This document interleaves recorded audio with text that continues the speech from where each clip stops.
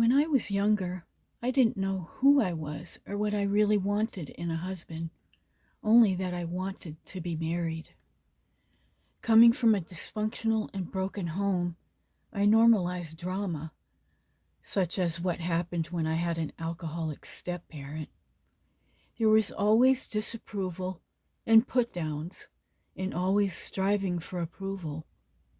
That could mean anything from making sure every stick of furniture had been dusted to pass a glove test, to trying to bring home report cards with all A's when I wasn't good at everything.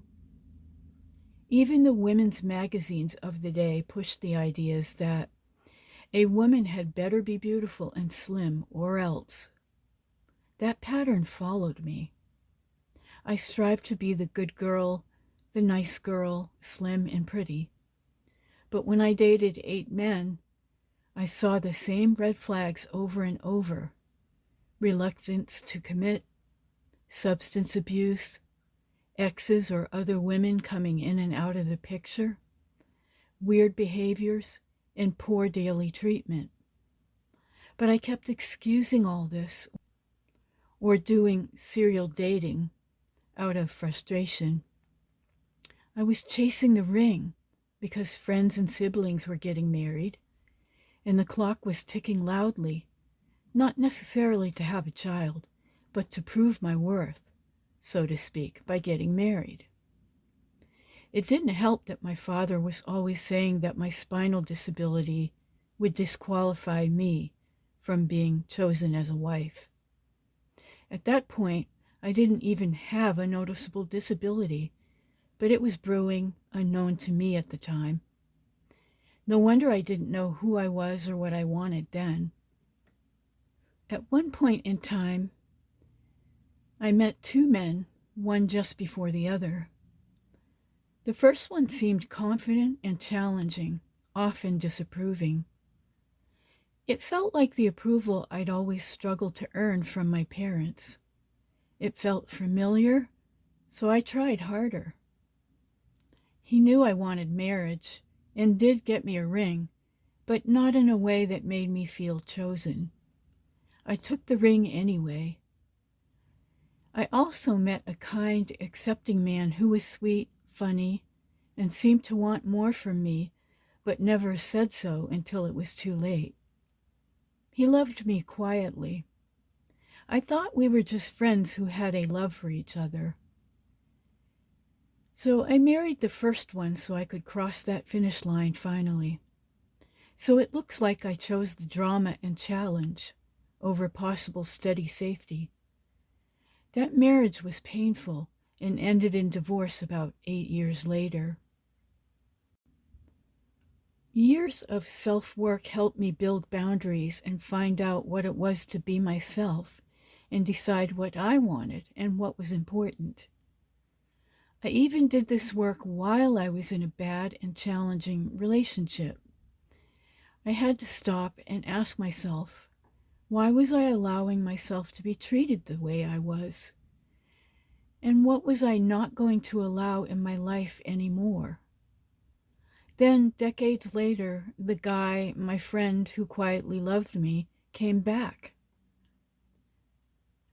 He had been married and had a child and also went through a painful divorce. So this shy, wonderful friend who had always accepted me, well, we got together and he proposed very quickly and I said yes. He proves every day that a man who truly loves you will respect you, bend over backwards to make you happy, and will marry you, because he can't imagine his life without you anymore. With him, I really learned that the old adage, actions speak louder than words, is more true now than ever.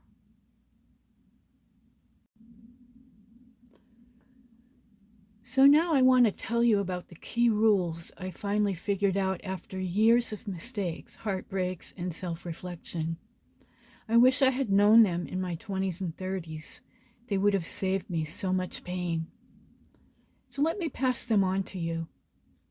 Rule number 1, Get crystal clear on who you are and what you truly want in a partner, beyond just the title of being married.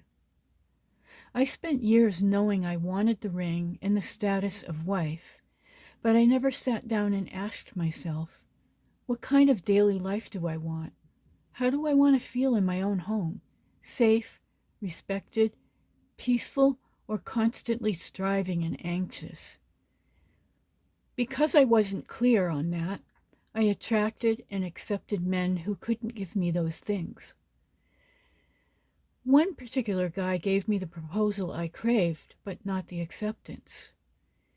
My quiet, shy guy showed me steady love, but I wasn't ready to value it yet. So take time to write out your non-negotiables, not just surface traits, but how you want to be treated day after day. When you know yourself deeply, you stop settling for anyone who simply checks the willing to marry me box. Rule number 2, don't mistake drama, chemistry, or the chase for real love. Steady acceptance and respect feel so much safer in the long run.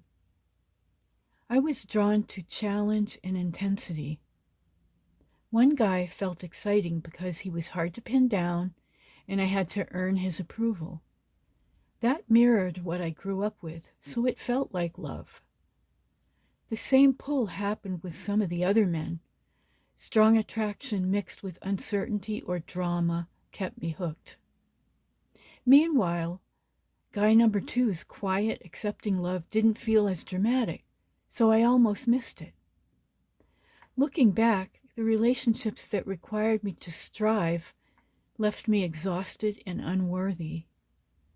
The one that felt calm and safe, once I finally chose it, is the one that lets me relax and be myself. Real love doesn't make you question your worth every day. It makes you feel cherished exactly as you are.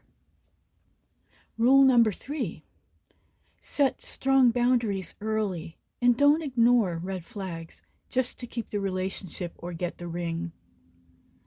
I let so many things slide. Heavy drinking that triggered old wounds, other types of substance abuse, reluctance to marry, cheating, gruff treatment, and weird behaviors.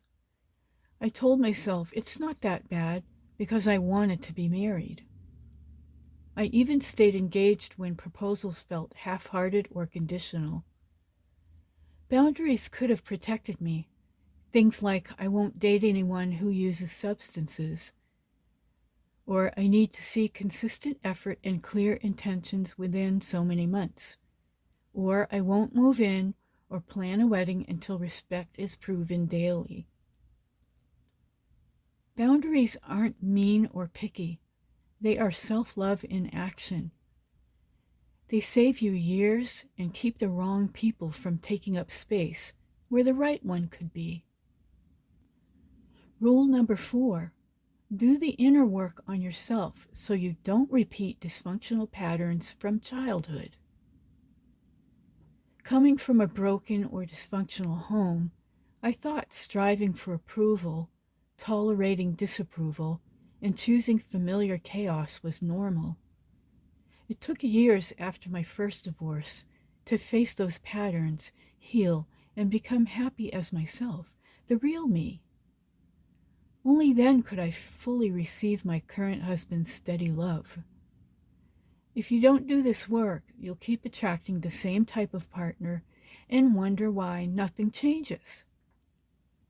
Therapy, journaling, prayer, reading, or honest reflection, whatever helps you rewrite old scripts, will change who you choose and how you let people treat you. It's the hardest but most important rule. I'm living proof it works. And rule number 5, wait for the person whose daily actions prove they cherish you. The right one will move heaven and earth to make you happy and will marry you. Words are cheap. Proposals can be impulsive. What matters is consistent behavior over time. My now husband showed me this decades later. He treats me with care, helps me, supports me, and he chose me fully. I no longer wonder if I'm enough. After watching so many men drag their feet, make excuses, or treat me poorly, his actions were the proof I needed. Don't settle for someone who makes you chase them or question their love. Hold out for the one whose everyday choices say you are worth it. It may take longer. It may mean being single while you heal and grow.